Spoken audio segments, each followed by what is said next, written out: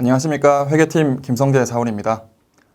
입사해서 혹은 팀을 이동해서 전임자에게 받은 전표 매뉴얼만 가지고 전표 처리를 하다 보면 기계적으로 전표를 처리하게 되거나 새로운 상황에 어떻게 전표를 처리하면 좋을지 고민하게 될 수 있습니다.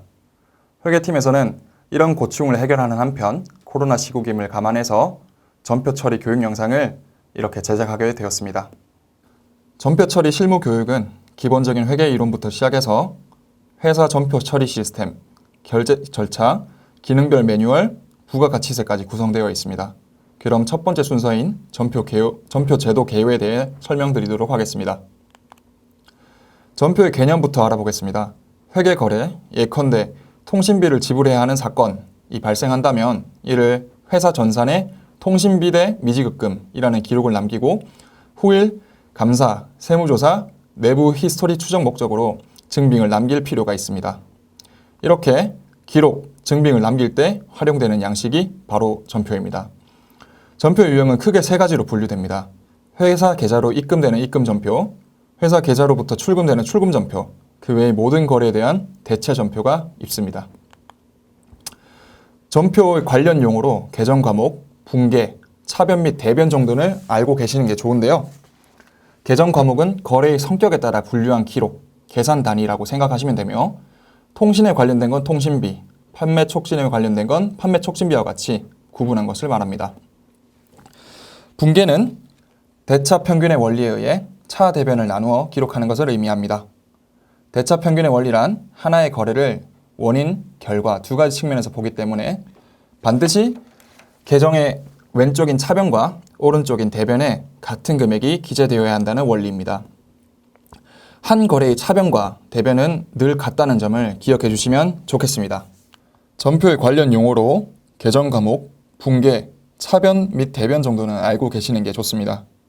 계정 과목은 거래의 성격에 따라 분류한 기록, 계산 단위라고 생각하시면 되며 통신에 관련된 건 통신비, 판매 촉진은 판촉비와 같이 분류한 것을 말합니다. 분계는 대차 평균의 원리에 의해 차 대변을 나누어 기록하는 것을 의미합니다. 대차 평균의 원리란 하나의 거래를 원인과 결과 두 가지 측면에서 보기 때문에 반드시 계정의 왼쪽인 차변과 오른쪽인 대변에 같은 금액이 기재되어야 한다는 원리입니다. 한 거래의 차변과 대변은 늘 같다는 점을 꼭 기억해 주시면 좋겠습니다. 다음은 계정 기입의 원칙입니다. 기업은 다양한 이해관계자, 예컨대 채권자, 주식 투자자 등에게 기업의 재무 상태와 성과를 이해하고 평가할 수 있도록 회계보고서인 재무제표를 제공합니다.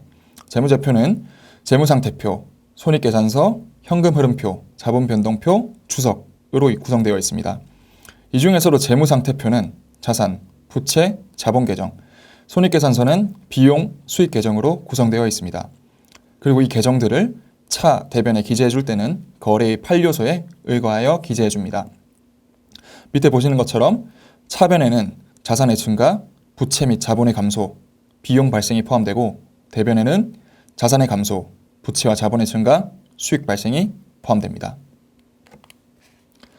거래가 일어나서 분계장에 차변, 대변이 나뉘어 전표들이 입력되면 그 정보에 따라 계정별 원장에 모이게 되어 계정의 잔액을 이루고 총 계정 원장이 제대로 전기된 것인지 시산편을 통해 검토하게 된 뒤 재무상태표, 손익계산서가 집계, 작성되게 됩니다. 다음은 전표 발행의 업무 처리 절차에 대해 설명해 드리도록 하겠습니다. 현업의 전표 발행 담당자는 거래 사실에 따른 적격한 증빙을 바탕으로 전표를 작성하게 됩니다. 적절한 계정을 선택하고 정결 규정에 따른 품위가 필요한 계정은 아닌지 판단해 주셔야 합니다. 또한 전표 작성 시 세금 코드가 잘못 입력될 경우 가산세 이슈가 있으니 주의하여 작성해 주셔야 합니다. 직책과장님과 부서장님들께서는 거래 사실에 대한 확인과 증빙의 적격성, 위임 정결 규정 및 업무 프로세스 준수 여부를 확인하셔서 승인해 주시면 됩니다. 다음은 회사 전표 시스템인 플러스 접속 방법에 대해 알려드리도록 하겠습니다. 그림에서 보이는 것과 같이 EP 포털에 접속해 주시면 됩니다. 포털 주소는 다음과 같으며 보통 홈페이지로 지정되어 있습니다. 접속하시면 화면의 상단 메뉴 중 하나인 전사 업무 중 재무 업무, 다시 전표 전자전표 시스템을 클릭해 주시면 되고, 혹은 좌측 바로가기 메뉴 중 전자전표를 클릭해 주시면 됩니다. 바로 이 화면이 플러스 전표 시스템의 화면입니다. 좌측에 메뉴를 선택하실 수 있는데, 전표 작성 시 가장 많이 사용되는 주요 메뉴로 전자증빙, 실물증빙, SAP에서 작성한 전표를 상신하는 메뉴인 SAP 전표 결제 상신이 있습니다. 전자증빙은 말 그대로 증빙이 전자인 것으로 이해하시면 되고, 실물증빙은 실물 계산서 등 증빙이 실물이라 실물 증빙 방법으로 선택을 하시고 화면에서 입력한 후에 출력하여 회계팀에 전달하시는 전표를 의미합니다. SAP 전표 결제 상신을 이해하기 위해서 플러스 시스템과 SAP 시스템에 대해서 먼저 설명드리도록 하겠습니다. 플러스 시스템은 결제와 증빙을 남기기 위해서 이용하는 껍데기 혹은 수단으로 비유될 수 있습니다.